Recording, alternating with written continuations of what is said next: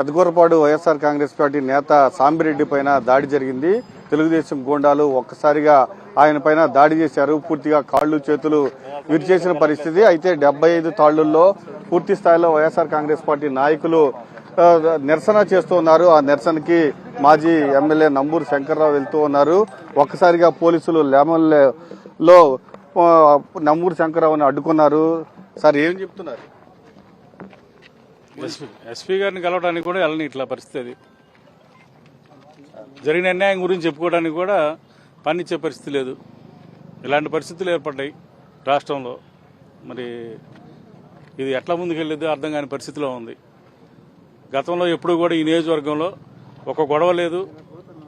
మరి ఇలాంటి పరిస్థితి నియోజకవర్గాన్ని ఆఖరికి జనాన్ని ఆపి కొట్టి నరికే పరిస్థితి తీసుకొచ్చారు ఈ నియోజకవర్గాన్ని. మరి ఇలాంటి పరిస్థితుల్లో మరి జనమే కనీసం భయభ్రాంతులు చేసేస్తున్నారు. కొడితే కేసు కూడా పెట్టలేని పరిస్థితుల్లో జనం అలా ఉన్నారు అంటే అర్థం చేసుకోండి ఎలా ఉందో ప్రభుత్వం ఎలా ఉందో. మరి గత ప్రభుత్వంలో ఈ నియోజకవర్గంలో ఎక్కడ గొడవలు జరిగినాయి, ఏ ఊర్లో జరిగిందో ఒకసారి చూసుకోండి. ఇప్పుడు ఎన్ని గ్రామాల్లో కనీసం నేను ఎస్పీ గారికి రిప్రజెంటేషన్ ఇవ్వడానికి ఒక 8 గ్రామాల్లో ఇంతవరకు నాయకులు వైసీపీ నాయకులు ఎలక్షన్ అయిపోయిన కాడి నుంచి గ్రామంలోకి వెళ్ళలేని పరిస్థితి. మరి డిపార్ట్మెంటు అంత అసమర్థతగా ఉంది. ఒకసారి ఆలోచన చేయండి. ప్రజలు చూస్తూనే ఉన్నారు, ఆంధ్రప్రదేశ్లో ప్రజలందరూ చూస్తూనే ఉన్నారు. ఈ పల్నాడులో మరీ విపరీతంగా దాడులు చేయటం, ఓటు వేయకపోతే కొడుతున్నారు. ఇదేందు మరి ఇది ఎప్పుడు చూడలేదు, గతంలో నేను ఎప్పుడు చూడలేదు. ఇది ఓటు వేయలేదని కొడుతున్నారు. మరి ఒక గ్రామంలో అయితే ఓట్లు వేశారంట, కొన్ని ఓట్లు వేశారని చెప్పి వాళ్ళని ఇప్పుడు కూడా ఊళ్ళో రాని పరిస్థితి. ఎక్కడ ఎందుకు ఎనగపాడు పక్కనే ఉంది, ఎనగపాడు. ఇది 400 ఓట్లు. ఆ గ్రామంలో గతంలో 2019లో 4 ఓట్లు పడ్డాయి. ఇప్పుడు 80 ఓట్లు పడ్డాయని వాళ్ళని ఊళ్ళో రానికుండా చేస్తున్నారు.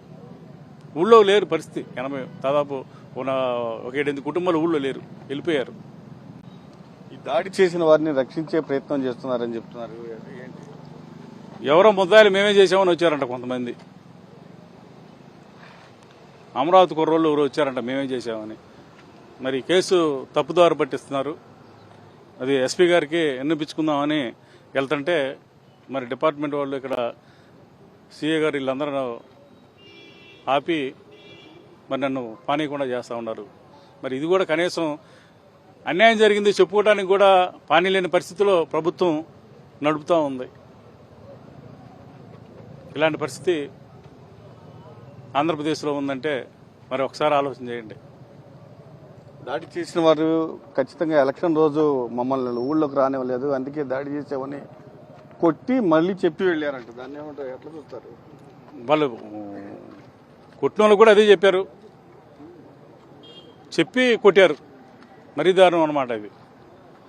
ఇలాంటి పరిస్థితులు ఈ రాష్ట్రంలో ఉన్నాయి. అంటే మేమేం చేసినా చెల్లిద్ది అనుకుంటున్నారు.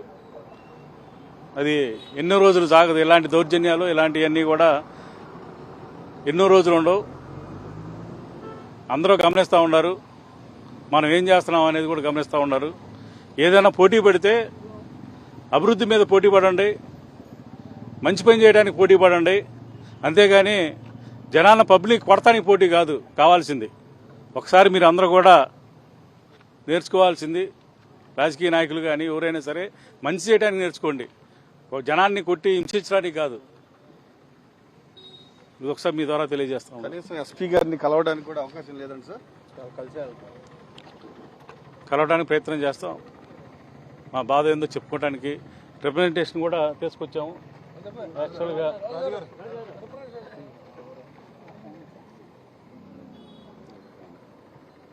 ఈ గ్రామంలో ఈ నియోజకవర్గంలో అందరికీ ఏ ఊర్లో పెట్టినా కూడా చంపుతాం, కొడతాం, భయపెడుతున్నారు. మరి గ్రామాలకి రావట్లేదు. కనీసం ఈ గ్రామాలకనే ఎస్పీ గారు కొత్తగా వచ్చాడు. ఆ ఎస్పీ గారికి విన్నపించుకుందామని చెప్పి ఈ గ్రామాలు ఉండయి. ఎనగపాడు గ్రామం ఒకటి. మరి వాళ్ళ ఇంట్లో టీవీలు, ఫ్రిడ్జ్లు, ట్రాక్టర్లు మొత్తం ధ్వంసం చేశారు. వాళ్ళని ఎస్సీలని ఊళ్ళో రానియట్లేదు. ఉంగుటూరు గ్రామం మరి దాదాపు 6 కుటుంబాలు ఊరేది వెళ్ళిపోయారు.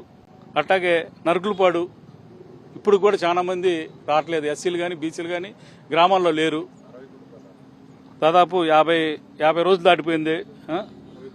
మరి ఖమ్మంపాడు సర్పంచ్ని కొట్టారు, సర్పంచ్ని కొడుకుని కొట్టారు, వాళ్ళందరూ ఎస్సీలను కొట్టారు, బీసీలను కొట్టారు, వాళ్ళందరూ ఊరు పెట్టి వెళ్ళిపోయారు.